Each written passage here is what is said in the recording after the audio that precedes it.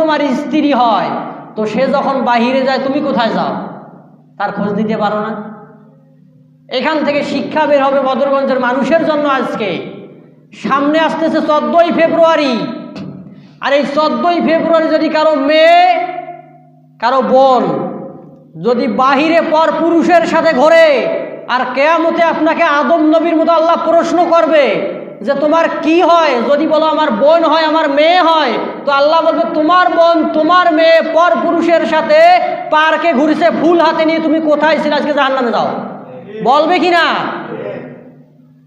তাহলে আপনাদের যদি মেয়ে থাকে, কন্যা থাকে, আপনার বোন যদি থাকে, হেফাজত করা লাগবে কি না? এ দায়িত্ব আপনার না আমার? যার মেয়ে যার বোন তার দায়িত্ব নাকি? আদম নবীকে যদি আল্লাহ এ কথা বলতে পারে, তো আদম নবী ছিল আল্লাহর সৃষ্টির প্রথম মানব। তাকে যদি একটা ভুলের কারণে জান্নাত থেকে বের করে দেয়, তো আপনার আমার মতো মানুষকে আল্লাহ জাহান্নামে দিতে একটু দ্বিধা করবে না। কারণ আদম নবীর বডি আল্লাহ ফেরেশতাদেরকে দিয়ে নিজে বানিয়েছে।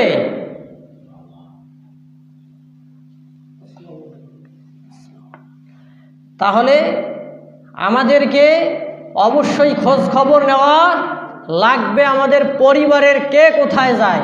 শুধু মেয়েদের কথা বললাম, যুবকেরা খুশি হয়ে লাভ নাই, তোমাদেরও বিচার হবে। তো তুমি অন্যের মেয়েকে নিয়ে ঘুরবা, তোমার মনে হয় বিচার হবে না?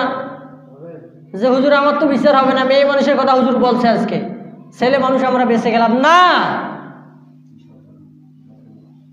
এই ছেলের কারণে ছেলে